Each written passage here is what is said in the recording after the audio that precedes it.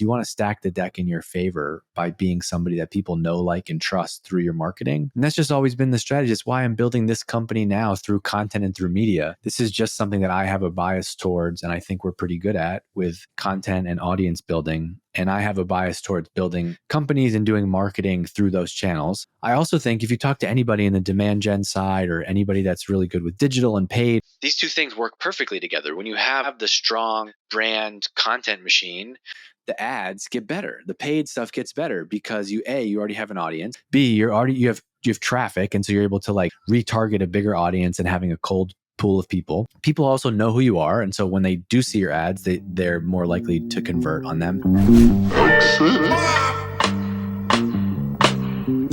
Exit.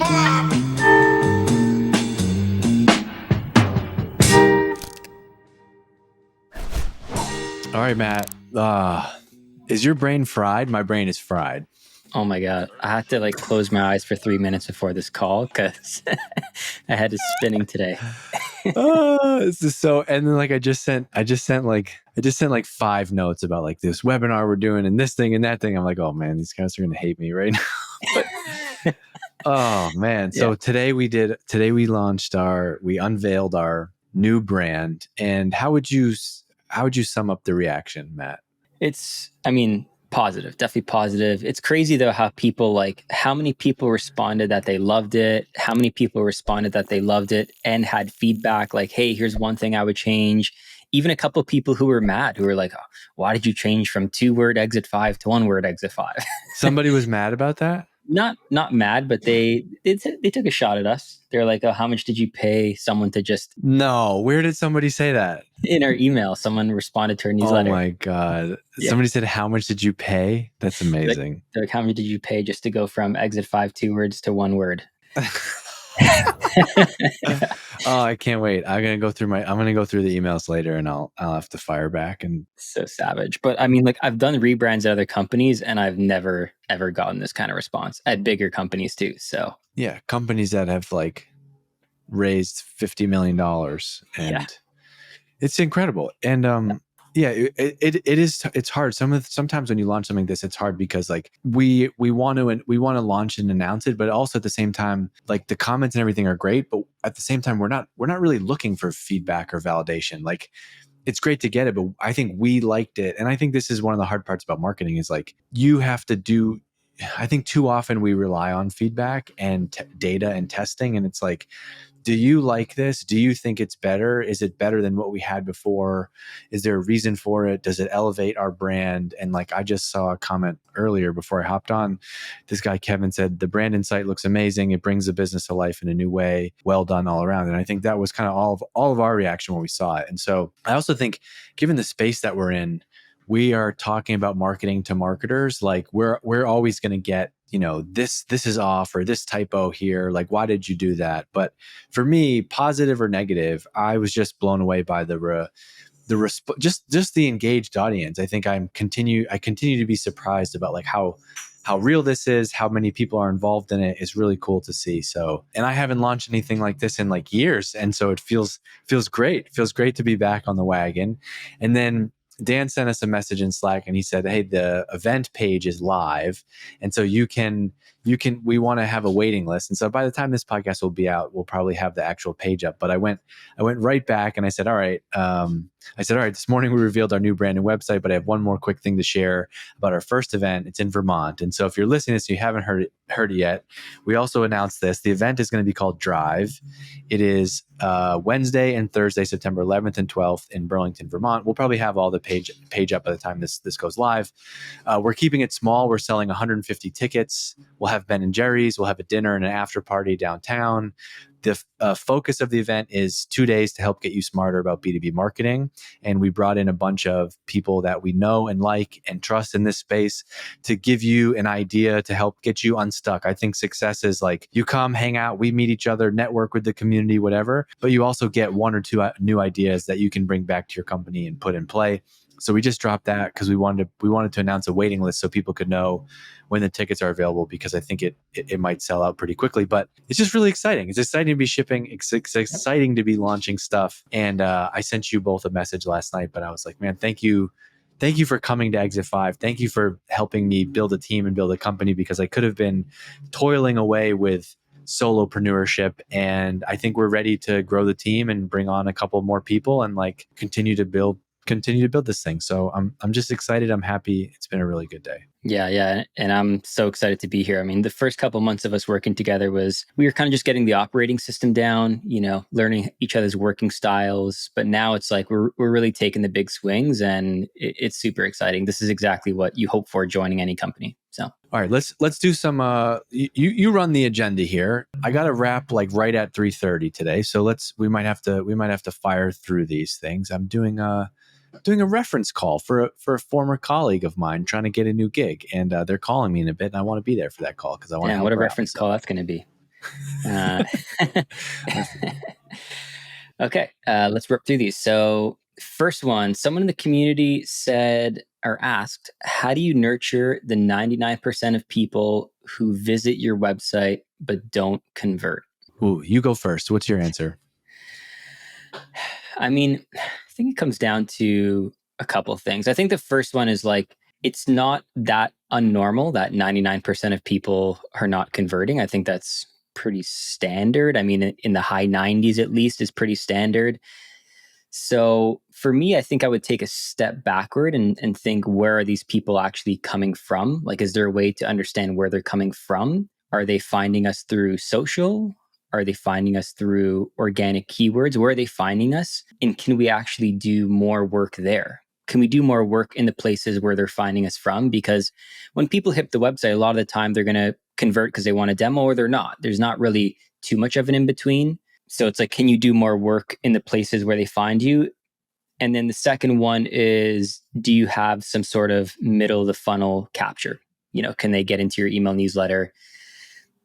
I think those are the two ways that I would think of it. If you can get them into your newsletter or do more work top of funnel, I think that's the best way to nurture people. Yeah, I mean, this is the way that I think about this is this is what marketing is and what marketing should do, right? People like to talk about how there's the 95. So we're talking about somebody's website specifically, but people also talk about the 95-5 rule, which is like only 5% of people are in market in this moment to buy your thing. And so I don't necessarily think of it as, I think when we say nurture, we mean like get somebody's information and have them on this like steady drip of information. But I kind of think that's just the role of marketing. And I think I like to just think about air cover and like where are all the places that these people hang out. Also, 99% of the people are also probably not a good fit. It's probably only, some smaller percentage of people that are a good fit. And so I think this is why a good marketing strategy is one that gives you this surround sound effect. And so this is why you need a content strategy, social media strategy. This could be Instagram, it could be LinkedIn, it could be getting people on your newsletter. And for B2B, we often talk about the best B2B marketing strategies to lead with education and expertise. And so I would think about you mentioned the funnel stages of the funnel.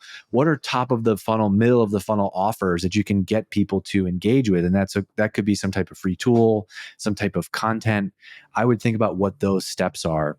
It's very hard to do this without a real example. Like it can be very, very broad, but for our example, right, let's just use our business Exit 5 as an example. Ultimately, we would want someone to purchase a subscription to our product, which is our paid community. Well, 99% of the people that visit the website aren't going to do that.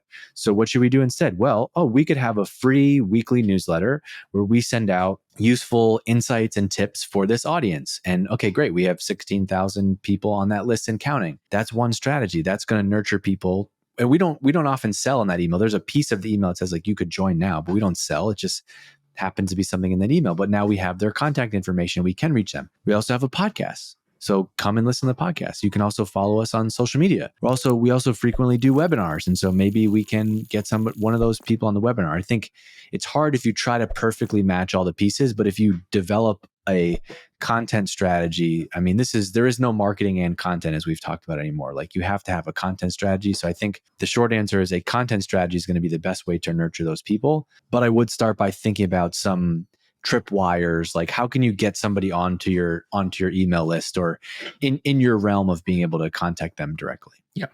Cool. Sweet. Next one is you posted something on LinkedIn about how nothing kills great website copy faster than 5 cross-functional VPs. Seemed to really pop off. So want to talk to you about that one. So really just what I meant by this is like anything in life, almost anything in life is when you rely on committees and consensus, it usually doesn't work out great, you know? It could be everybody in your town trying to come up with a solution for a problem. It could be the school board. It could be a group of people in your neighborhood. It could be your friends. Have you ever been on an email chain with 8 of your friends trying to decide where you're all going to go for a group trip? It's awful. And so we just decided like, no, you know what? Dave's going to take the lead in this. Like, here are the 3 places. We're going to pick this one. We're going to Myrtle Beach, and that's where our golf trip is going to be, right? And we're going to go, and everybody's going to have a great time. I think the same is true for marketing, and especially marketing is a thing where everybody writes, everybody communicates, everybody has opinions on what's good or what's not. And so it's easy. You get way more opinions in marketing than you do like engineering. Like, I don't know how to code. I'm not not at all a designer. And so I don't really give design feedback, or I can't critique your code, but everybody can critique the words and design of the website. Now, it's not to say that you shouldn't factor in those people's opinions and get data. I think you should always be gathering data. Like, I have a swipe file in Notion that I keep of things people say about Exit 5 to help shape our messaging and positioning.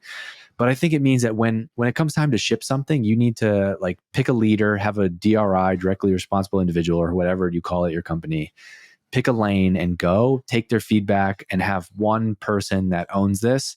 And I think typically what happens is at a company, you have, as you grow, you have these functional leaders. And I just made up this example just to be silly, but like I said, 5 cross-functional VPs, because as the company scales, you have 5 VPs and they all have competing goals. Like, Nancy is measured on this metric, Bob is measured on this, Carl is mentioned on this, Chris is mentioned on this, Jane is mentioned on this, measured on this. I don't know if I said mention or measure, is measured on this. And those things all compete. And so what you might not realize is that Nancy's comp plan is very important to her, but actually her thing is only like 5% of the overall business. And so she's going to be loud in that meeting, because if she feels like she's not getting her feedback heard, then that's going to impact her pipeline. And so it's just one example of the downstream effects. I think part of being a good marketer, marketing leader inside of a company, is to be able to take the feedback, get opinions, get your data, present to people, pick a couple lanes and go. Now, I'm not saying shut everybody out. I'm saying like, hey, all right, got all the feedback session is open.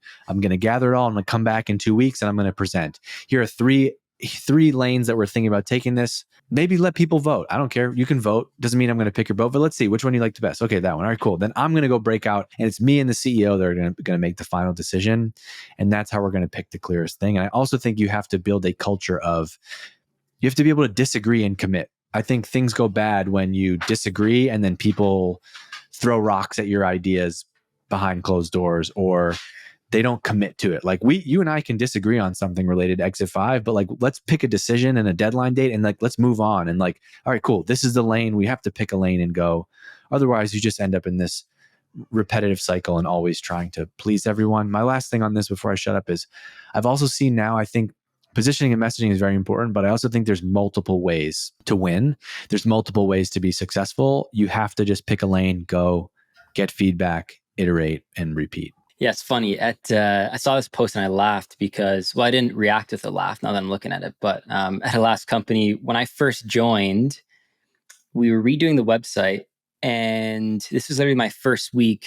Someone in the team, I think it was whoever was leading the project, was like, "Hey, Matt, would love your feedback on the site we're going to roll out." And I opened the document, and it was literally a table with maybe 20 to 25 names and a different row for each page.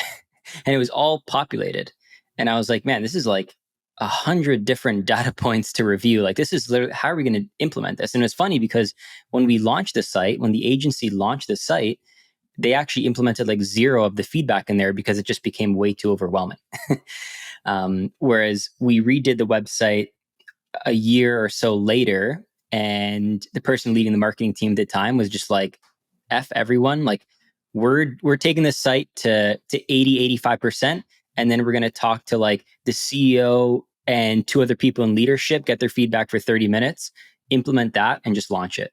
So I think that's what like, you don't want to shut people out, but like we were able to get the website from like a concept to completion, like 60 days because of that. And I think that's the only way. You just have to pick the lane and go, like you said.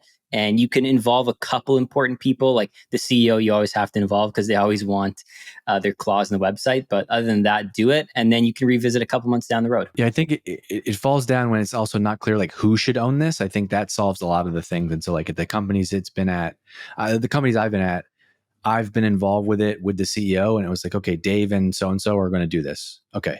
I think it also is just like when you're not sure who's going to own this, that's also where a lot of the challenges here start. Oh, we can do it. No, it's got to be very clear. And I think it's got to be the head of marketing and the CEO. Yeah, exactly. Yeah. And another example I'll bring up before we move on is like you're talking about different teams having different goals. And I think that's a really important piece as to why it won't work. Because if you take like, and I'm thinking of examples from my past, like the head of product or product person may be so passionate about making sure we include this one feature that actually isn't that relevant, but they're KPI'd on getting people to use that thing. So they're like, there has to be a web page on this thing. But meanwhile, no one else in the business believes that anyone cares about it. And it's hard to do. It's hard to go against what people want.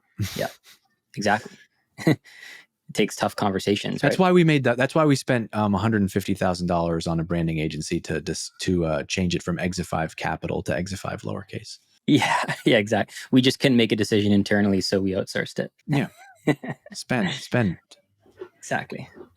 Cool. Last topic. Opening it up here. I think it was another one of your posts. Yes. You were talking about how B2B buying happens through word of mouth, peer recommendations, social media, and content. And if those aren't the pillars of your revenue strategy right now, screenshot this post and send it to your team. I love that one. Wait, can you say that again? Yeah, you were saying how B2B buying happens through word of mouth, peer recommendations, social media, and content. And we're pretty much saying that if those aren't the pillars of your revenue strategy, just screenshot the post and send it to the team. Yeah. Who writes these posts? Who's the ghostwriter? We're going to have, listen, if my ghostwriter is listening to this, please send me a message. So that's something that I really believe in. Chris Walker talks about this. It's the dark social. I can't keep up with it. It's the dark, so whatever people call it, the dark social, the dark funnel. It's basically all these things happen, all these conversations happen online and you don't control them. But I think your marketing strategy has to enable them. And it all ties back to what I've said a lot here, which is the best marketing strategy is to educate and entertain your potential customers. And so how do you do that? Is it go to AdWords and buy ads? No. It can be. You can do entertaining ads and creative, maybe with Meta or something. But I think it's more of this, or what we talked about earlier with a content strategy. And so that to me is the hub. I think I just think that's how you got to drive it in B2B. It's got to be, we are driving a considered purchase. The opportunity we have is to build fans and followers because we're entertaining them and we're educating them. Like the reason that 25-year-old Dave got promoted at his job was because he read the HubSpot blog at a time where nobody else was sharing useful, practical marketing content. And so when I had to build my first presentation to my boss about a marketing plan, I went there, I found their content, I used their template, I created it, it worked, she loved it, I felt good about it. Okay, cool. I'm now becoming a fan of this company. Oh, now they're having an event. I'm going to buy a ticket and I'm going to go to the event. Which product am I going to be most likely to buy at the end of the day? Now, this doesn't always solve the problem. You're still going to be shopping in B2B, but I think it increases your odds. You want to stack the deck in your favor by being somebody that people know, like, and trust through your marketing. And that's just always been the strategy. It's why I'm building this company now through content and through media. This is just something that I have a bias towards, and I think we're pretty good at with content and audience building. And I have a bias towards building companies and doing marketing through those channels.